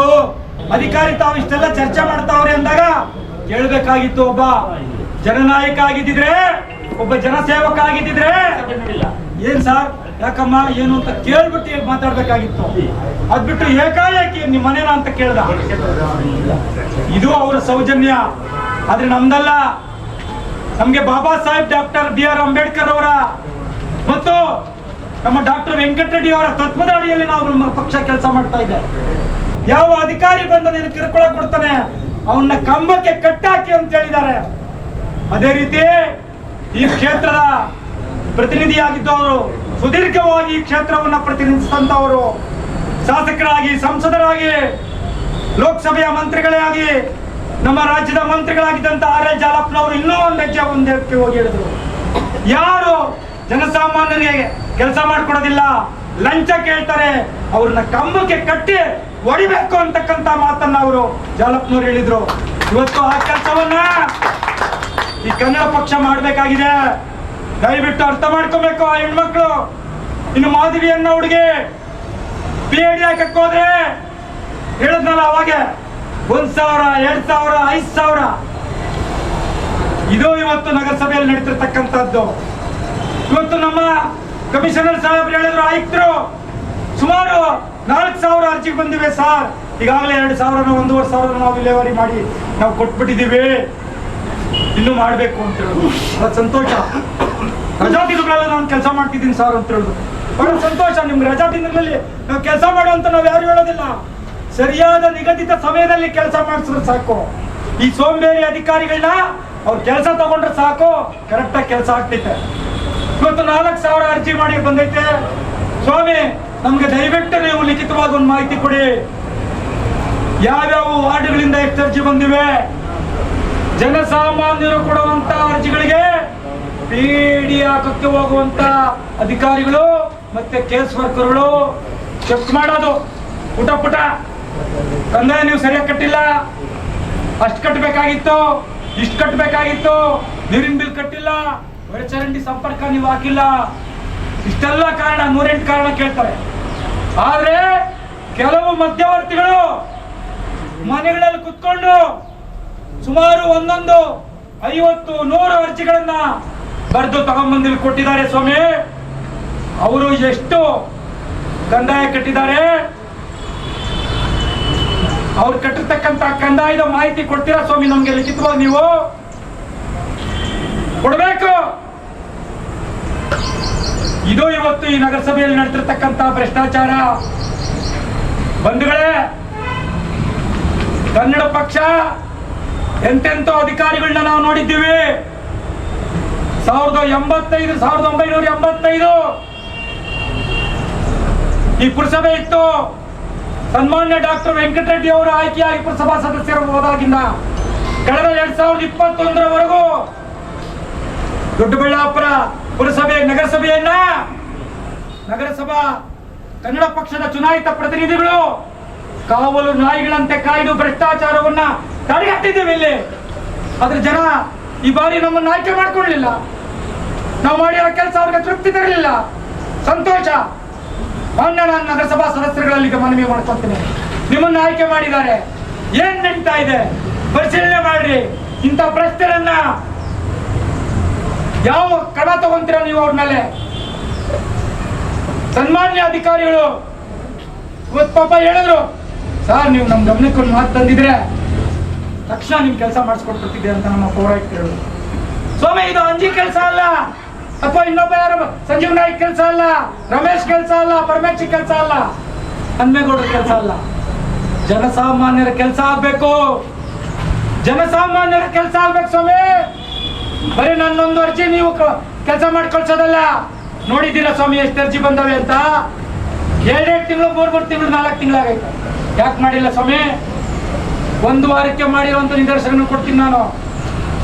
1 ವಾರಕ್ಕೆ ಮಾಡಿರಂತ ನಿರ್ದೇಶನ ಕೊಡ್ತೀನಿ. ಮಧ್ಯವರ್ತಿಗಳ ಹಾವಳಿಯಲ್ಲಿ ಹೆಚ್ಚಾಗಿದೆ, ಮಧ್ಯವರ್ತಿಗಳ ಹಾವಳಿಯಲ್ಲಿ ಹೆಚ್ಚಾಗಿದೆ. ಯಾವ ಕ್ರಮ ನೀವು ಅವ್ರ ಮೇಲೆ ತಗೊಂತೀರಾ? ಜನಸಾಮಾನ್ಯರು ಇವತ್ತು ನಗರಸಭೆ ಬಗ್ಗೆ ಕೇವಲವಾಗಿ ಮಾತಾಡ್ತಿದ್ದಾರೆ. ಇದು ನಿಮ್ ಗಮನಕ್ಕೆ ಬರ್ತಿಲ್ಲ. ಹಿಂದೆ ಇದ್ದಂತ ಅಧಿಕಾರಿಗಳು ಚೂರುಪಾರಾದ್ರೂ ಕೆಲಸ ಮಾಡಿಕೊಡೋರು. ಆದ್ರೆ ಇವತ್ತು ಕಂದಾಯ ಶಾಖೆಯಲ್ಲಿ ಇರ್ತಕ್ಕಂಥ ಅಧಿಕಾರಿಗಳು ಏನು ಎಂದಿದ್ದು ಅವ್ರು ಫೈಲ್ ತಗೊಂಡು ಮುಟ್ಟೋದೇ ಇಲ್ಲ. ಫೈಲ್ ಏನಾದ್ರೂ ಒಂದು ಕೋಲಿಸ್ಬೇಕು ಅವ್ರಿಗೆ. ಇಂತಹ ಪರಿಸ್ಥಿತಿ ನಿರ್ಮಾಣ ಆದ್ರೆ ಜನಸಾಮಾನ್ಯರು ಕೆಲಸ ಮಾಡೋದಕ್ಕೆ ಆಗ್ತೈತೆ ಸ್ವಾಮಿ. ದಯಮಾಡಿ ನಾನು ಆ ಹೆಣ್ಮಕ್ಳಿಗೆ ಇಬ್ಬರಿಗೂ ಹೇಳ್ತಾ ಇದ್ದೀನಿ, ನೀವು ಎಚ್ಚರಿಕೆನಾದ್ರೂ ಅನ್ಕೊಬೋದು. ನನ್ನ ಪ್ರಶ್ನೆ ಮಾಡಿದಂತ ಚುನಾಯಿತ ಪ್ರತಿನಿಧಿಗಳು ಹೇಳ್ತಾ ಇದ್ದೀನಿ, ನೀವು ನನ್ನ ಏನ್ ಬೇಕಾದ್ರೂ ತಿಳ್ಕೊಬೋದು, ಇದು ಎಚ್ಚರಿಕೆ ಅನ್ಕೊಬೋದು. ಜನಸಾಮಾನ್ಯರ ಕೆಲಸ ಮಾಡೋದಕ್ಕೆ ನೀವಿರೋದು. ಜನಸಾಮಾನ್ಯರ ಕೆಲಸ ಮಾಡೋದಕ್ಕೆ ಆಗ್ಲಿಲ್ಲ ಅಂದ್ರೆ ಹೋಗ್ತಾ ಇದ್ರಿ ಮನೆ ಕಡೆ. ಪಾಪ ಆ ವ್ಯಕ್ತಿ ಹೇಳಿದ್ರು, ಸುಮಾರು 100 ಸಿಬ್ಬಂದಿ ನಗರಸಭೆಯಲ್ಲಿದೆ. ಆ ಎಮ್ಮನ ಬಗ್ಗೆ ನಾನು ಚರ್ಚೆ ಮಾಡ್ಬೇಕಾದ್ರೆ ಆ ಮನುಷ್ಯ ಬಂದು 60 ಕಿಲೋಮೀಟರ್ ಇಂದ ಬರ್ತಾಳೆ ಅಮ್ಮ. ಇಡೀ ನಗರಸಭೆಯಲ್ಲಿ ಆ ಅಮ್ಮ ಮಾಡ್ದಂಗೆ ಯಾರು ಕೆಲಸ ಮಾಡಲ್ಲ ಅಂತ ಹೇಳಿದ್ರು. ಸ್ವಾಮಿ ಪೌರಾಯುಕ್ತರೇ, ಮಾನ್ಯ ಅಧ್ಯಕ್ಷರೇ, ಸ್ಥಾಯಿ ಸಮಿತಿ ಅಧ್ಯಕ್ಷರೇ, ಆ ಅಮ್ಮ ಮಾಡ್ದಂಗೆ ನಗರಸಭೆ ಹೇಳಿದಂಗಾರೆ ಯಾರು ಕೆಲಸ ಮಾಡ್ತಿಲ್ಲ. ನೀವ್ಯಾರು ಕೆಲಸನೇ ಮಾಡ್ತಿಲ್ಲ. ಯಾಕೆ? ಅವ್ರು ಕೆಲಸ ಮಾಡಿಕೊಟ್ಬಿಟ್ರೆ ಸಾಕು. ಅವರು ಬಹಳ ಒಳ್ಳೆ ಜನ, ಇನ್ಯಾರು ಕೆಲಸ ಮಾಡ್ತಿಲ್ಲ. ಸಾಕಷ್ಟು ಜನ ಪ್ರಾಮಾಣಿಕ ಅಧಿಕಾರಿಗಳಿದ್ದಾರೆ. ಇಂಥ ಭ್ರಷ್ಟರಿಂದ ಇಡೀ ನಗರಸಭೆಯ ಸಿಬ್ಬಂದಿ ವರ್ಗಕ್ಕೆ ಜನ ಶಾಪ ಆಗ್ತಾವ್ರೆ. ಇದನ್ನೆಲ್ಲ ಸರಿಪಡಿಸ್ಕೊಳ್ಬೇಕು. ಇವತ್ತು ಅನೇಕ ಜನ ಇಲ್ಲಿ ಬಂದಿದ್ದಾರೆ. ಖಾತೆಗಳ ಜನನ ಮರಣ ಪ್ರಮಾಣ ಪತ್ರ ಸಲ್ಲಿಸೋದಕ್ಕೋ ಬಂದಾಗ ಸಂದರ್ಭದಲ್ಲಿ ಎಷ್ಟೆಷ್ಟು ಪೀಕ್ತಾವ್ರೆ ಅನ್ನೋದು ನಿಮ್ಗೆ ಗೊತ್ತಾಗಿದೆ. ಇವಾಗಲೇ ಏನ್ ಕ್ರಮ ತಗೊಂಡಿದ್ದೀರಾ ನೀವು ಅವ್ರ ಮೇಲೆ? ಆರೋಗ್ಯ ಶಾಖೆ ಅಧಿಕಾರಿಗಳ ಮೇಲೆ, ಇನ್ನು ಕಂದಾಯ ಶಾಖೆ ಅಧಿಕಾರಿಗಳ ಮೇಲೆ ನೀವೇನ್ ಕ್ರಮ ತಗೊಳ್ತೀರಾ? ನಿಜವಾಗ್ಲೂ ನಿಮ್ಗೆ ಪ್ರಾಮಾಣಿಕ ಅಧಿಕಾರಿಗಳಾಗಿದ್ರೆ ಈ ತಕ್ಷಣ ಆ ಅಧಿಕಾರಿಗಳನ್ನಿಬ್ಬರನ್ನೂ ಸಹ ಸೂಕ್ತವಾದ ಕ್ರಮ ಜರುಗಿಸಬೇಕು. ಅವರ ಸ್ಥಾನ ಪಲ್ಲಟ ಆಗಬೇಕು. ಬೇರೆ ಬೇರೆ ಕೆಲಸಕ್ಕೆ ಹಾಕಿ ಅವ್ರನ್ನ. ನನಗೆ ತಿಳಿದ ಮಟ್ಟಿಗೆ ಸಾಕಷ್ಟು ಜನ ಇಲ್ಲಿ ಕೆಲಸ ಇಲ್ದಿರ ಸಂಬಳ ತಗೊಳ್ಳುವಂತ ಜನ ಇಲ್ಲಿ ಇದ್ದಾರೆ. ಅವ್ರಿಗೆ ಯಾವುದೇ ನೀವು ಇಂತಿಷ್ಟು ಅಂತೇಳಿ ನಿರ್ದಿಷ್ಟವಾದ ಕೆಲಸವನ್ನ ಕೊಟ್ಟಿಲ್ಲ. ಯಾಕೆ ಕೊಟ್ಟಿಲ್ಲ? ಯಾಕಿಂತ ಭ್ರಷ್ಟರು ಕುಂಡ್ರಿಸಿದ್ದೀರ ಅಲ್ಲಿ? ಏನಿದ್ರ ಅರ್ಥ? ಆ ಕಡೆ ಇವ್ರನ್ನೆಲ್ಲ ಬೇರೆ ಕಡೆ ತಗೊಳ್ರಿ, ಕೆಲಸ ಮಾಡೋನ್ ತಗೊಂಡು ಕುಂಡ್ರಿಸ್ರಿ ಅಂತ ನಾನು ಕೇಳ್ಕೊಂತ, ಅದೇ ರೀತಿ ದೊಡ್ಡಬಳ್ಳಾಪುರ ನಗರಸಭೆಯಲ್ಲಿ ಅತ್ಯಂತ ಹಿರಿಯ ಸದಸ್ಯರಿದ್ದಾರೆ, ಗೌರವಾನ್ವಿತ ಸದಸ್ಯರುಗಳಿದ್ದಾರೆ, 2 ಬಾರಿ 3 ಬಾರಿ ಚುನಾಯಿತರಾದಂತಹ ಸದಸ್ಯರುಗಳಿದ್ದಾರೆ. ಎಲ್ಲರೂ ಸಹ ಇವತ್ತು ಹಿರಿಯರಿಗೆ ಮಾರ್ಗದರ್ಶನ ಮಾಡಿ ದೊಡ್ಡಬಳ್ಳಾಪುರ ನಗರಸಭೆಯಲ್ಲಿ ಬಂದಿರುವಂತ ಕಳಂಕವನ್ನು ಅಳಿಸಬೇಕು. ಮತ್ತೆ ಹಿಂದೆ ನಗರಸಭಾ ಸದಸ್ಯರುಗಳಿಗೆ ಕಾರ್ಯಾಗಾರ ಅಂತ ಹೇಳ್ಬಿಟ್ಟು ಶಿಬಿರಗಳನ್ನ ಮಾಡಿಸೋರು ಸರ್ಕಾರ. ಮಾನ್ಯ ಪೌರಾಯುಕ್ತರನ್ನು ಕೇಳ್ಕೊಂತೀನಿ ನಾನು, ಅಂತ ಶಿಬಿರಗಳಲ್ಲಿ ಇಂಥ ಸದಸ್ಯರುಗಳನ್ನ ಕಳಿಸ್ಕೊಡ್ರಿ, ಹೆಚ್ಚು ಕಳಿಸ್ಕೊಡ್ರಿ. ಬಂಡವಾಳಶಾಹಿಗಳು, ಲಂಚಕೋರ ಅಧಿಕಾರಿಗಳ ಪರವ ಮಾತಾಡ್ತಾರಲ್ಲ ಅಂತ ಸದಸ್ಯರುಗಳಿಗೆ ಕಾರ್ಯಾಗಾರ ಕಳಿಸ್ಕೊಡ್ರಿ. ಅಲ್ಲಿ ಜನಸಾಮಾನ್ಯರ ಕೆಲಸ ಹಿಂಗಾಗಬೇಕು, ಪೌರಾಡಳಿತ ಇಲಾಖೆ ಏನ್ ಹೇಳ್ತೈತೆ, ಸಂವಿಧಾನ ಏನ್ ಹೇಳ್ತೈತೆ ಅಂತ ಪಾಪ ಅಂತ ತಿಳ್ಕೊಳ್ಳಿ. ನಾನು ಕೈ ಮುಗಿದು ಕೇಳ್ಕೊಳ್ತಾ ಇದ್ದೀನಿ, ಮಾನ್ಯ ಪೌರಾಯುಕ್ತರು, ಮಾನ್ಯ ಅಧ್ಯಕ್ಷರು, ಮಾನ್ಯ ಸ್ಥಾಯಿ ಸಮಿತಿ ಅಧ್ಯಕ್ಷರಿರ್ಬೋದು, ಉಪಾಧ್ಯಕ್ಷರಿರ್ಬೋದು, ಹಿರಿಯ ನಗರಸಭಾ ಸದಸ್ಯರುಗಳು ಇರ್ಬೋದು, ನಿಮ್ಗೆಲ್ಲರೂ ಒಂದು ಕನ್ನಡ ಪಕ್ಷದ ಪರವಾಗಿ ಕೈ ಮುಗಿದು ಕೇಳ್ಕೊಳ್ತಾ ಇದ್ದೀನಿ. ಜನಸಾಮಾನ್ಯರ ಕೆಲಸಗಳನ್ನ ಮಾಡಿಕೊಡೋದಕ್ಕೆ ನೀವೆಲ್ಲರೂ ಸಹ ಯಾರ್ಯಾರು ಭ್ರಷ್ಟಿದ್ದಾರೆ ಅವ್ರ ಮೇಲೆಲ್ಲ ಸೂಕ್ತ ಕ್ರಮ ಜರುಗಿಸ್ರಿ. ಇಲ್ಲಿನ ಕಂದಾಯ ಶಾಖೆಯಲ್ಲಿ ಕಾರ್ಯನಿರ್ವಹಿಸುತ್ತಿರುವ ಕೆಲವು ಭ್ರಷ್ಟ ಅಧಿಕಾರಿಗಳಂತೂ ಈ ಖಾತೆಗೆ ಅರ್ಜಿ ಸಲ್ಲಿಸಿದ ಅರ್ಜಿದಾರರನ್ನು ಕಳೆಯುತ್ತಿದ್ದಾರೆ. ಮಧ್ಯವರ್ತಿಗಳ ಹಾವಳಿಯಂತೂ ಹೇಳತೀರದಾಗಿದೆ.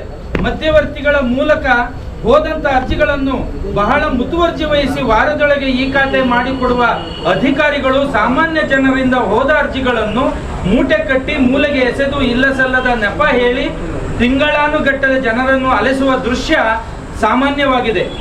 ಇನ್ನು ಆರೋಗ್ಯ ಶಾಖೆಯಲ್ಲೂ ಜನನ ಮರಣ ಪ್ರಮಾಣ ಪತ್ರ ಪಡೆಯಲು ಇಂತಿಷ್ಟು ವಸೂಲಿಯಾಗುತ್ತಿದೆ. ಈ ಹಿಂದೆ 2009ರಲ್ಲಿ ಒಳಚರಂಡಿ ಕಾಮಗಾರಿ ಪ್ರಾರಂಭವಾದಾಗ ನಮ್ಮ ಕನ್ನಡ ಪಕ್ಷ ಇದು ಅವೈಜ್ಞಾನಿಕ ಮತ್ತು ಕಳಪೆ ಕಾಮಗಾರಿಯಾಗುತ್ತಿದೆ ಎಂದು ಸಂಬಂಧಪಟ್ಟ ಅಧಿಕಾರಿಗಳಿಗೆ ದಾಖಲೆ ಸಮೇತ ದೂರು ನೀಡಿ ಪ್ರತಿಭಟಿಸಲಾಗಿತ್ತು. ಆದರೂ ಅಧಿಕಾರಿಗಳ ನಿರ್ಲಕ್ಷ್ಯದಿಂದಾಗಿ ನಾಗರಿಕರು ಇಂದು ಇಡೀ ಶಾಪ ಹಾಕುವಂತಾಗಿದೆ.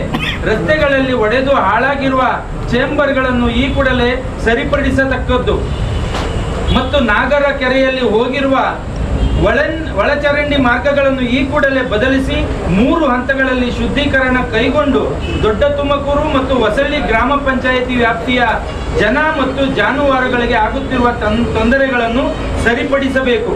ಕಂದಾಯ ಶಾಖೆಯಲ್ಲಿ ಮಧ್ಯವರ್ತಿಗಳ ಹಾವಳಿಯನ್ನು ತಡೆಗಟ್ಟಿ ಜನಸಾಮಾನ್ಯರ ಕೆಲಸ ಮಾಡದೆ ವಿನಾಕಾರಣ ಅಲೆಸುತ್ತಿರುವ ಕೆಲವು ಅಧಿಕಾರಿಗಳ ವಿರುದ್ಧ ಸೂಕ್ತ ಕ್ರಮ ಕೈಗೊಳ್ಳುವಂತೆ ಕನ್ನಡ ಪಕ್ಷ ಈ ಮೂಲಕ ಆಗ್ರಹಿಸುತ್ತದೆ.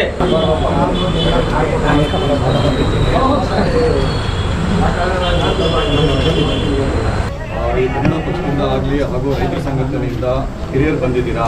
ಇವಾಗ ನೀವೆಲ್ಲ ನಿಮ್ದೆಲ್ಲ ಒಂದು ಇತಿಹಾಸ ನೋಡ್ದ ಅಂತ ಹೇಳಿದ್ರೆ 20-25 ವರ್ಷದಿಂದ ಹೋರಾಟ ಮಾಡಿ ಕೆಲವು ವಿಚಾರಗಳ ಬಗ್ಗೆ ತಿಳಿದಿರೋಂಥವ್ರು. ಆ್ಯಂಡ್ ಮೋಸ್ಟ್ ಆಫ್ ದಮ್ ಇವಾಗ ನಮ್ಮ ಅಂಜಿ ಸರ್ ಆಗಲಿ ಮತ್ತು ಇನ್ನೊಬ್ರು ಹೇಳಿದವರು ನಗರಸಭೆಯಲ್ಲಿ ಇದ್ದು ಹೋದವರು. ಸೊ ನಗರಸಭೆ ಹೇಗೆ ನಡೆಯುತ್ತೆ ಏನು ಅಂತ ಹೇಳ್ಬಿಟ್ಟು ಎಲ್ಲ ನಿಮಗೆಲ್ಲ ತಿಳಿದಿರೋದೆ, ಯಾವ ವಿಚಾರನೂ ಹೊಸದಲ್ಲ. ನಾನು ಏನಂತ ಫಸ್ಟ್ನೇದೇನಂತ ಹೇಳಿದ್ರೆ, ಇವಾಗ ಅದು ಯಾವುದೋ ಒಂದು ಖಾತದ ಡಿಲೇ ಆಯಿತು ಇನ್ನೊಂದೇನೋ ಆಯಿತು ಅಂದಾಗ ನಾನು ನಿಮ್ಗೆ ಮೊನ್ನೆ ಬಂದಾಗ ನೀವು ಕೇಳ್ಕೊಂಡಿದ್ದೇನೆಂದರೆ ನನ್ನ ಗಮನಕ್ಕೆ ತಂದಿದ್ರೆ ಇಲ್ಲಿ ತನಕ ಬರೋ ಅವಶ್ಯಕತೆ ಇರ್ತಿರ್ಲಿಲ್ಲ. ಓಕೆ, ನಂತರದಲ್ಲಿ ಏನೇನು ನಾನು ಈಗಲೂ ಹೇಳೋದಂದ್ರೆ ಎಲ್ರಿಗೂ ಯಾರಿಗೆ ಏನೋ ಲೈಕ್ ಮಾಧ್ಯಮ ಮಿತ್ರ ಮೂಲಕ ಎಲ್ಲರೂ ಹೇಳೋದಂದರೆ ಯಾರಿಗೆ ಸಮಸ್ಯೆ ಇದ್ರು ಫಸ್ಟ್ ನಂತರ ಬನ್ನಿ. ಯಾಕಂದರೆ ಆಫೀಸ್ ಹೆಡ್ಡಾಗಿ ನಾನು ಇರೋದ್ರಿಂದ ನನ್ನ ಗಮನಕ್ಕೆ ತನ್ನಿ. ಯಾಕಂದರೆ ನನಗೆ ಇದು ಕಂದಾಯದ್ದು ಒಂದು ವಿಚಾರ ಆದರೆ ಬೇರೆ ಸೆಕ್ಷನ್ ಇರುತ್ತೆ, ಬೇರೆ ಕಡೆ ಮೀಟಿಂಗ್ಸ್ ಇರುತ್ತೆ, ಇನ್ನೊಂದು ಇರುತ್ತೆ.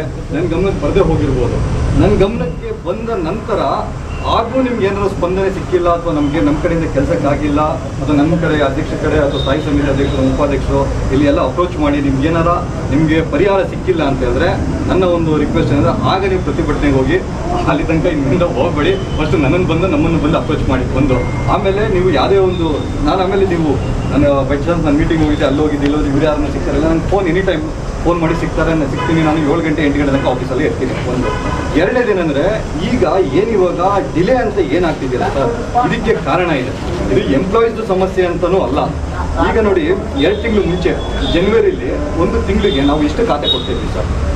ನಾವು ಅಮ್ಮಮ್ಮ ಅಂತ ಹೇಳಿದ್ರೆ 1 ತಿಂಗಳಿಗೆ 50ರಿಂದ 80 ಖಾತೆ ಕೊಡ್ತಾಯಿದ್ವಿ ಸರ್. ನಾವು ಇದ್ದಿದ್ದು ಎಷ್ಟು ಜನ ಎಂಪ್ಲಾಯೀಸ್ ನಮ್ಮಲ್ಲಿ? 5 ಜನ ಎಂಪ್ಲಾಯೀಸು. ಇವಾಗ ಸರ್ಕಾರದಿಂದ ಹೊಸದಾಗಿ ಬಿ ಖಾತಾ ಆಂದೋಲನ ಅಭಿಯಾನ ಅಂತ ಸ್ಟಾರ್ಟ್ ಮಾಡ್ತಾರೆ. ಬಿ ಖಾತಾ ಕೊಡಬೇಕಾಗಿರೋದು ನಮಗೆ ಕೆಲಸ ಆಗಿದೆ, ಫೆಬ್ರವರಿಯಿಂದ ಸ್ಟಾರ್ಟ್ ಆಗಿದೆ. ಈಗ ಬಿ ಖಾತಾ ಅಭಿಯಾನ ಸ್ಟಾರ್ಟ್ ಆದಾಗ ನಮಗೆ ಟೋಟಲ್ ಇದುವರೆಗೂ ಅರ್ಜಿ ಸ್ವೀಕೃತವಾಗಿರುತ್ತೆ. ನಮಗೆ 3700 ಖಾತೆಗಳು ಬಿ ಖಾತಾ ಅರ್ಜಿಗಳು ಸ್ವೀಕೃತವಾಗಿದೆ. ಅಂದರೆ ನೋಡಿ 3700 ಅರ್ಜಿ. ಈ ಹಿಂದೆ ನಮಗೆ ಸ್ವೀಕೃತ ಆಗ್ತಿದ್ದು ಒಂದು 100-150 ಅರ್ಜಿ, 3700 ಅರ್ಜಿಗಳು ಸ್ವೀಕೃತವಾಗಿದೆ. ನಮ್ಮಲ್ಲಿರೋದು ಸೇಮ್ ಸ್ಟಾಫ್, ಅದೇ 5 ಜನದಲ್ಲಿ ಕೆಲಸ ಮಾಡಿಸ್ತೀವಿ. ಆಮೇಲೆ ಇಲ್ಲಿ ಏನು ಕೆಲಸ, ಈ 3700ರಲ್ಲಿ 2350 ಖಾತಾಗಳನ್ನ ಮಾಡಿಕೊಟ್ಟಿದ್ದೀವಿ ನಾವು. ಅಂದರೆ almost more than 70% of the ಖಾತಾ ಮುಗ್ದಿದೆ. ಇಲ್ಲಿ ಎಲ್ಲಿ ಟೈಮ್ ಕನ್ಸ್ಯೂಮಿಂಗ್ ಆಗುತ್ತೆ ಅಂತ ಹೇಳಿದ್ರೆ, ಪಿ ಡಿ ಹಾಕಕ್ಕೆ ಅಂತ ಹೋದಾಗ ಏನಾಗುತ್ತೆ, ಒಬ್ಬ ನಮ್ಮಲ್ಲಿ ಪಿ ಡಿ ಹಾಕೋರು ಇರೋದು ಒಬ್ಬರೇ, ಒಂದೇ ಬಿಲ್ ಕಲೆಕ್ಟರ್ ಇರೋದು. ಇಡೀ 1,25,000 ಜನಸಂಖ್ಯೆಗೆ ಅಥವಾ 25,000 ಪ್ರಾಪರ್ಟಿಗೆ ನಾವು ಬಿ ಖಾತಾ ಅಂತ ತಗೊಂಡ್ರೆ ಒಂದು 8,000 ಪ್ರಾಪರ್ಟಿ ಅಂತ ಮಾತಾಡ್ತೀವಲ್ಲ, ಆ 8,000 ಪ್ರಾಪರ್ಟಿಗೆ ಹಾಕೋದಕ್ಕೆ PID ಹಾಕೋದಕ್ಕೆ ಇರೋದು ಒಂದೇ ಒಂದು ವ್ಯಕ್ತಿ. ಒಬ್ಬ ವ್ಯಕ್ತಿ ಒಂದು ದಿನಕ್ಕೆ 25ರಿಂದ 40 PID ಹಾಕಕ್ಕೆ ಮಾತ್ರ ಸಾಧ್ಯ. ಆ್ಯಂಡ್ ಆ PID ಹಾಕಿಲ್ಲ ಅಂದರೆ ನಮ್ಮ ಸಿಸ್ಟಮಲ್ಲಿ ತೊಗೊಳಲ್ಲ, ನಮ್ಮ ಸಿಸ್ಟಮಲ್ಲಿ ಮೂವ್ ಹಾಕಿ ಹೋಗಲ್ಲ. ಇಲ್ಲಿ ಏನಾಗ್ತಿದೆ ಅಂದರೆ ನಿಮ್ಮ ಪಾಯಿಂಟ್ ಆಫ್ ವ್ಯೂಯಿಂದನೂ ನೀವು ಕರೆಕ್ಟೇ, ಯಾಕಂದರೆ ನೀವು 2 ತಿಂಗಳು ಮುಂಚೆ ಕೊಟ್ಟಿರ್ತೀರಾ, ನಿಮಗೆ ಡಿಲೇ ಆಗ್ತಿದೆ ಅನ್ನೋದು ಒಂದು ಕಡೆ. ಆದರೆ ನಮ್ಮ ಪಾಯಿಂಟ್ ಆಫ್ ವ್ಯೂಯಿಂದ ನಮಗೆ 25ರಿಂದ 30 PID ಹಾಕಕ್ಕೆ ಆಗ್ತಿರೋದು. ಇವಾಗ ನಾವು ಇನ್ನೂ ಇಬ್ಬರನ್ನ ಟ್ರೈನ್ ಅಪ್ ಮಾಡಿದ್ದೀವಿ. ಟೋಟಲ್ ಇವಾಗ 3 ಜನನ PID ಹಾಕೋಕ್ಕೆ ರೆಡಿ ಮಾಡ್ಕೊಂಡಿದ್ದೀವಿ. ಹಂಗೆ ಇವೆಲ್ಲ ಏನಂದರೆ ನಮ್ಮಲ್ಲಿ ಏನು ನಮ್ಮ ಎಂಪ್ಲಾಯೀಸ್ಗಳು ಕೊರತೆ ಇದೆ. 5 ಜನ ಏನು ಹಿಂದೆ ಮಾಡ್ತಿರೋ ಅದೇ 5 ಜನದಲ್ಲಿ ನಾವು ಕೆಲಸ ಮಾಡಿಸ್ತಾ ಇದ್ದೀವಿ. ಅದೇ 5 ಜನದಲ್ಲಿ ನಾವು 3,700 ಖಾತೆಗಳನ್ನ ಅಪ್ಲಿಕೇಶನ್ಸ್ ರಿಸೀವ್ ಮಾಡ್ಕೊಂಡಿದ್ವಿ. ಒಂದು ಹಾಗೆ ಆಗುತ್ತೆ, ಇಲ್ಲ ಅಂತ ಹೇಳಲ್ಲ. ಹಂಗಂದ್ಬಿಟ್ಟು ನಾವೇನು ಸುಮ್ಮನೆ ಕೊಟ್ಟಿಲ್ಲ. 2,350 ಖಾತೆ ಕೊಟ್ಟಿದ್ದೀವಿ ಸರ್. ಇದು ಅಚೀವ್ಮೆಂಟೇ. ಆ್ಯಕ್ಚುಲಿ ನಾವು ಇದು ಪ್ರತಿದಿನ ಇದನ್ನು ಹೆಡ್ ಆಫೀಸಲ್ಲಿ ಅಂದರೆ ಇದು ನಮ್ಮ DM ಮೇಲೆ ಮಾನಿಟರ್ ಮಾಡ್ತಾವ್ರೆ, ಎಷ್ಟಾಗ್ತಿದೆ ಏನಾಗ್ತಿದೆ ಅಂತ. ಆ ಲೆಕ್ಕದಲ್ಲಿ ತೊಗೊಂಡ್ರೆ ನಮ್ಮ ಡಿಸ್ಟ್ರಿಕ್ಟಲ್ಲಿ ನಾವು ಹೈಯೆಸ್ಟ್ ಇದ್ದೀವಿ ಸರ್. ಇದುವರೆಗೂ ಖಾತಾ ಕೊಟ್ಟಿರೋದ್ರಲ್ಲಿ ಹೈಯೆಸ್ಟ್ ಇದ್ದೀವಿ.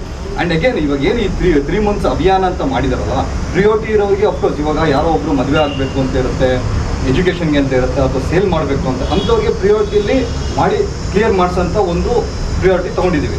ಅದು ಬಿಟ್ಟು ಏನದು ಖಾತಾ ತೊಗೊಂಡು ಹಾಗೆ ಇರೋಂಥದ್ದು ಇಲ್ಲಿ ಉಳ್ಕೊಂಡಿರೋದು ನಮ್ಮಲ್ಲಿ 950 ಇವತ್ತಿನ ದಿವಸಕ್ಕೆ ಮತ್ತೆ ಬರ್ತಾ ಇದೆ ಅಪ್ಲಿಕೇಶನ್ಸ್, ಇಲ್ಲ ಅಂತಲ್ಲ. ಈ 950 ಅಪ್ಲಿಕೇಶನ್ಸ್ ಇದೆ. ಈ 900 ಅಪ್ಲಿಕೇಶನ್ಸ್ 50 ಅಪ್ಲಿಕೇಶನ್ಸು ಸಹ ನನಗೆ ಗೊತ್ತಿರೋ ಮಟ್ಟಿಗೆ 10ರಿಂದ 15-20 ದಿವಸದಲ್ಲಿ ಮುಗಿಸ್ತೀವಿ. ಮ್ಯಾಕ್ಸಿಮಮ್ ಅಂದರೆ 1 ತಿಂಗಳಲ್ಲಿ ಮುಗಿಸ್ತೀವಿ.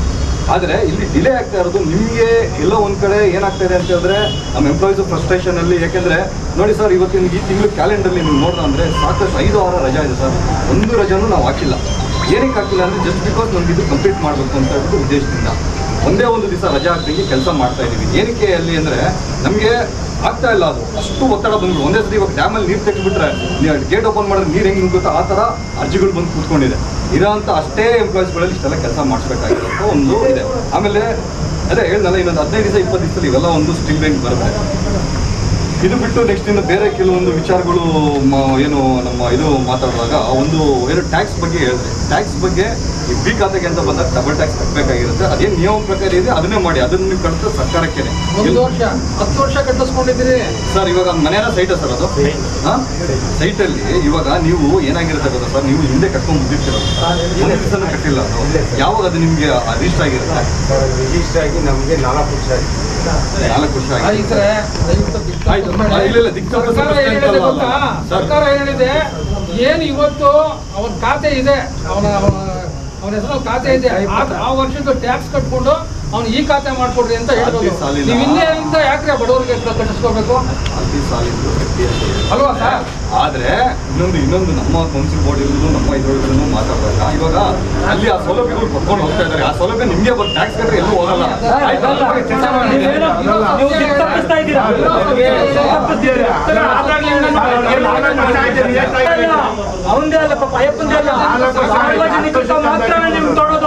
ಮಧ್ಯವರ್ತಿಗಳು ತಾವು ಯಾರು ತಾವು ತಗೊಳಲ್ಲ. ಎಲ್ಲವನ್ನು ಹೋಗಿ ಹೇಳಿದ್ವಿ, ಇವಾಗ ಮಾತಾಡಿದಿರಾ. ಆಮೇಲೆ ಇನ್ನೊಂದು, ಇವಾಗ ಭ್ರಷ್ಟಾಚಾರ ಅನ್ನೋ ವಿಚಾರದಲ್ಲಿ ಹೇಳಿದ್ರೆ ಯಾರೋ ಇಬ್ರು ದುಡ್ಡು ಕೇಳ್ತವ್ರೆ, ಹಂಗೆ ದಯವಿಟ್ಟು ರೈಟಿಂಗ್ ಅಲ್ಲಿ ನಾನು ಕಂಪ್ಲೇಂಟ್ ಕೊಡಿ. ನಾವು ಮೇಲಧಿಕಾರಿಗಳು ಅದ್ರ ಮೇಲೆ ನಾವು ಆಕ್ಷನ್ ತಗೊಂಡಿದೀವಿ ಸರ್. ನೋಟಿಸ್ ಕೊಟ್ಟಿದೀವಿ, ಸ್ವಾಮಿ ಮಾಧ್ಯಮ ನಿಮಿಷ ಸರ್, ನಿಜ ತಗೊಂಡಿದ್ದೀರಾ? ಏನ್ ತಗೊಂಡಿದ್ದೀರಾ? ಆ ಎಮ್ಮನ್ಗೆ ಹಾಕಿರೋ ಸೆಕ್ಷನ್ ತೆಗೆದು ನಮ್ಮ ಕೃಷ್ಣಪ್ಪನವ್ರಿಗೆ ಹಾಕಿದ್ದೀರಾ? ಅವ್ರ ಪನಿಷ್ಮೆಂಟ್ ಏನ್ ಕೊಟ್ಟಿದ್ದೀರಾ? ಸಕ್ಷಮ ಪ್ರಾಧಿಕಾರ ನಾನಲ್ಲ, ಬರೀರಿ ಮೇಲೆ ಇನ್ನ ಬರ್ದಿಲ್ಲ. ನೀವು ನಿಮ್ಗೆ ಫೋನ್ ಮಾಡಿದ್ದೆ, ಅವಾಗ ಸೆಕ್ಷನ್ ಚೇಂಜ್ ಮಾಡಿದ್ದೀರಾ? ನಾನೇ ಹೇಳ್ತಾ ಇರೋದು ನಿಮ್ ಪೀಡಿನ ನಿಮ್ ಪೀಡಿ ಸಾಹೇಬ್ ತರೀರಿ ಸ್ವಾಮಿ. ಒಂದ್ ನಿಮಿಷ ಮಾತಾಡಿದಾಯ್ತು. ಮಾತಾಡಿದ್ಕೆ ನಿಮ್ ಮಾಡಿದ್ದು ಒಂದು ನೋಟಿಸ್ ಕೊಟ್ರೆ ಒಂದು 3 ದಿವಸ 4 ದಿವಸ ಕಾಲಾವಕಾಶ ಕೊಡ್ಬೇಕು. 1 ತಿಂಗಳು ಆಯ್ತಾ? ಇವಾಗ ನಾನ್ ನೋಟಿಸ್ ಇಶ್ಯೂ ಮಾಡೋದು ಮತ್ತೆ 7 ಡೇಸ್ ಕಾಲಾವಕಾಶ ಕೊಟ್ಟಾರೆ, ಅವ್ರು ರಿಪ್ಲೈ ಕೊಟ್ಟಿದ್ದಾರೆ. ಅದ್ರ ಬೇಸಿಸ್ ಮೇಲೆ ಲೆಟರ್ ಪ್ರೊಸೆಸ್ ಆಗಿದೆ. ಇನ್ನ ಆಗಿಲ್ಲ, ನೀವು ಕೊಟ್ಟು ಕಳಿಸ್ಲಿಲ್ಲ. ಚೇಂಬರ್ ಬನ್ನಿ, ಕಾಪಿ ಕೊಡ್ತೀನಿ. ಆಯ್ತಾ? ಒಂದೇ ಒಂದು ಕ್ವಶನ್ ಸರ್, ಒಂದು ನಿಮಿಷ ಸರ್, ಆಯ್ತು ಒಂದೇ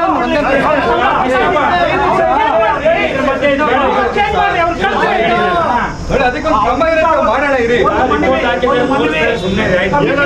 ಸರ್ ಆಯ್ತು ಒಂದು ಪ್ರಶ್ನೆ ಸರ್ ಕಡತಗಳು ಆಫೀಸಲ್ಲಿ ಹೇಗೆ ಮಾಯವಾಗುತ್ತೆ?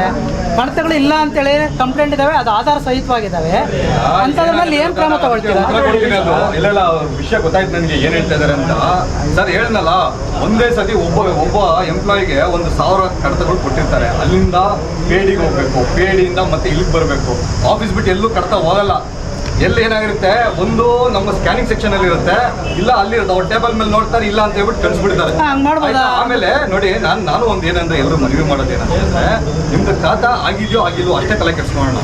ಆಗಿಲ್ಲ ಅಂತ ಹೇಳಿದ್ರೆ ನಂತರ ಬಂದು ನಾವು ಮಾಡಿಸ್ಕೊಡ್ತೀವಿ. ಯಾಕೆಂದ್ರೆ file to file, table to table follow up ಮಾಡಕ್ ಹೋದಾಗ ನಿಮ್ಗೂ ಕನ್ಫ್ಯೂಷನ್, ನಿಮ್ಗೆ ಯಾವುದೋ ಒಂದು ಮಾಹಿತಿ ಬರ್ತಾ, ನಿಮ್ಗೂ ಅಂತ ಗಾಬರಿ ಆಗ್ತೀರಾ, ಅಯ್ಯೋ ಏನೋ ಕಳೆದೋಗ್ಬಿಡ್ತಾ, ಇನ್ನೊಂದು ಎಲ್ಲೂ ಹೋಗಕ್ ಚಾನ್ಸ್ ಇಲ್ಲ, ಹೋಗಕ್ಕಾಗಲ್ಲ. ಆ ಥರ ಪರ್ಟಿಕ್ಯುಲರ್ ಆಗಿ ಏನಾರ ಹೋಯ್ತು ಅಂತ ಹೇಳಿದ್ರೆ ಅವ್ರ ಮೇಲೆ ಕ್ರಮ ತಗೊಳ್ಳೋದು ಇದೆ. ಆಮೇಲೆ ಈಗ ಅಲಿಗೇಷನ್ ಇರ್ತಕ್ಕಂಥ ಕಾರ್ಮಿಕರ ಮೇಲೆ ಏನು ಕ್ರಮ ತಗೊಳ್ತೀರಾ ಅಂತ ಒಂದು ಮಾಧ್ಯಮ ಯಾರು ಸರ್ ಅಲಿಗೇಷನ್ ಇರುತ್ತೆ? ಈಗ ಹೇಳ್ತಿದಾರಲ್ಲ, ಈಗ ಮಾಧ್ಯಮದ ಮೂಲಕ ಹೇಳ್ತಿದ್ದೀನಿ. ಇವತ್ತು ನಿಮ್ಮ ಮಾಧವಿನ ಕರೆಸ್ರಿ, ಇಲ್ಲಿ ಶಾರದಮ್ಮ ಕರೆಸಿ, ನಮ್ಮ ಮುಂದೆ ಅವ್ರ ಮೇಲೆ ನೀವೇನು ಕ್ರಮ ತಗೊಳ್ತೀರಾ? ಹೆಣ್ಣು ಮಕ್ಕಳು ಗೌರವ ಕೊಡ್ತೀವಿ ನಾವು. ಕರೆಸ್ರಿ ಇಲ್ಲ ಅವ್ರನ್ನ. ಎಷ್ಟು ಬೀಗ್ತಾವ್ರೆ ಅನ್ನೋದು ನಿಮ್ಗೆ ಏನ್ ಗೊತ್ತು ಸ್ವಾಮಿ? ಅವ್ರು ಬೇರೆ ಸೆಕ್ಷನ್ 1,700 ಅರ್ಜಿ ನಾವು ಈ ಖಾತೆ ಮಾಡ್ಕೊಟ್ಟಿದೀವಿ ಅಂತ ಹೇಳ್ತಿದ್ದೀರಾ. 3,600 ಅರ್ಜಿ ಬಂದವೆ ಅಂತ ಹೇಳ್ತೀರಾ. ಒಂದೊಂದು ಖಾತೆಗೂ ಒಂದೊಂದು PIDಗೂ 1,000, 2,000, 5,000 ಅಂದ್ರೆ PID ಹಾಕೋರ್ಗೆ. ನಾನು ಬೇರೆಯವ್ರಿಗೆ ಹೇಳ್ತಿಲ್ಲ. ಮಾಧವಿಯನ್ನು ಹೆಣ್ಮಗಳು PID ಹಾಕ್ತಾರೆ. ಬಾಯಿ ಬಿಟ್ಟು ನಾಚಿಕೆ ಬಿಟ್ಟು ದುಡ್ಡು ಕೇಳ್ತಾವ್ರೆ. ಹೇಳಿದ್ರೆ ನೀವು ಮನವಿ ಕೊಟ್ಟಿದ್ದೀರಾ, ಅದ್ರ ಮೇಲೆ ಏನ್ ಕ್ರಮ ತಗೊಬೇಕು ಇವಾಗ? ಶಾರದಮ್ಮನ್ಗೆ ಯಾರ್ಯಾರು ಕುಮ್ಮಕ್ ಕೊಡ್ತಾವ್ರೆ, ಅವ್ರೆಷ್ಟೇ ಪ್ರಭಾವಿ ಇರ್ಲಿ, ಕನ್ನಡ ಪಕ್ಷ ಯಾರನ್ನೂ ಬಿಡೋದಿಲ್ಲ, ಯಾರಿಗೂ ಜಗ್ಗಲ್ಲ ಬಗ್ಗಲ್ಲ. ದಯಮಾಡಿ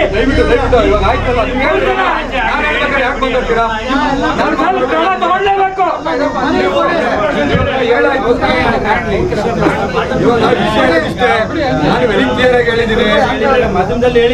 ಮಾಧ್ಯಮದ ಮೂಲಕ ಹೇಳ್ತಾ ಇದ್ದೀವಿ, ಬಹಿರಂಗವಾಗಿ ಹೇಳ್ತಾ ಇದ್ದೀವಿ. ವೆರಿ ಕ್ಲಿಯರ್ ಆಗಿ ಇವಾಗ ನೀವು ಹೇಳಾಯ್ತು, ಮನವಿ ಕೊಟ್ಟಾಯ್ತು, ಇದ್ರ ಮೇಲೆ ಕ್ರಮ ತಗೋಣ. ಒಂದು ಎರಡನೇದು, ಈ ಎಲ್ಲಾ ಗೊಂದಲಗಳಿಗೆ ಕಾರಣ ಏನಂತ ಹೇಳಿದ್ರೆ, ಒಂದೇ ಸತಿ ನಮಗೆ ಅಪ್ಲಿಕೇಶನ್ ಒಟ್ಟಾರೆಯಾಗಿ ಬಂದಿರೋ ಅರ್ಜಿಗಳನ್ನ ಇರೋಂಥ 3-4 ಜನ 5 ಜನ ಎಂಪ್ಲಾಯೀಸ್ಗಳಿಗೆ ನಿಭಾಯಿಸಕ್ಕೆ ಅವ್ರಿಗೂ ಕಷ್ಟ ಆಗ್ತಾ ಇದೆ. ನಾನು ಏನು ಹೇಳ್ತಾ ಇರೋದು ಏನಂದ್ರೆ, ಇವಾಗ ಆಲ್ರೆಡಿ ನಾವು 70% ಆಫ್ ದಿ ಅಪ್ಲಿಕೇಶನ್ಸ್ ಕ್ಲಿಯರ್ ಮಾಡಿದೀವಿ. ಇನ್ನೊಂದು ಏನು ಇವಾಗ ಏನಂತ ಹೇಳಿದ್ರೆ, ಇನ್ನೊಂದು 30 to 40% ಅಪ್ಲಿಕೇಶನ್ಸ್ ಇದೆ. ಇದನ್ನು ಇನ್ನೊಂದು 15 to 20 days ಅಲ್ಲಿ ಕ್ಲಿಯರ್ ಆಗುತ್ತೆ. ಅಂಡ್ ಅಗೇನು ನಾನು ಹೇಳ್ದಲ್ಲ, ನಮ್ಮ ರಾಜ್ಯದಲ್ಲೇ ತಗೊಂಡ್ರೆ ನಾವು ಹೈಯೆಸ್ಟ್ ಏನು ಅರ್ಜಿಗಳನ್ನು ವಿಲೇವಾರಿ ಮಾಡಿದ್ರಂತ ಡೇಟಾ ಇಟ್ಕೊಂಡು ನಾನು ಮಾತಾಡ್ತಾ ಇದ್ದೀನಿ. ಈಗಾಗಲೇ ಎಷ್ಟು ಮಾಡಿದ್ವಿ ಸ್ವಾಮಿ? 2,350 ಖಾತೆ ಮಾಡಿದ್ದೀವಿ ಅಂತ ಅಂದ್ಬಿಟ್ಟು ಸಾರ್ವಜನಿಕರು ಮತ್ತು ಮಾಧ್ಯಮದವ್ರ ಮುಂದೆ ಎಲ್ಲ ಹೇಳ್ತಿದ್ದಾರೆ. ಆ 2,350 ಖಾತೆದೂ ತಾವು ಯಾವ್ಯಾವ್ದಕ್ಕೆ ಎಷ್ಟು ಟ್ಯಾಕ್ಸ್ ಹಾಕಿದ್ದೀರಿ ಅಂತ ದಯವಿಟ್ಟು ಕೈ ಮುಗಿದು ಹೇಳ್ತೀನಿ, ಮಾಹಿತಿ ಕೊಡಬೇಕು ಅಂತ ತಮ್ಮ ಮುಖಾಂತರ ಅವ್ರಲ್ಲಿ ಕೇಳ್ಕೊಳ್ತೀನಿ. ಕೊಡ್ತೀನಿ ಮಾಹಿತಿ. ಈಗ ಹೇಳಿದ್ದೀವಿ ಬಿಡ್ರಿ, ಕೊಡ್ತಾರೆ.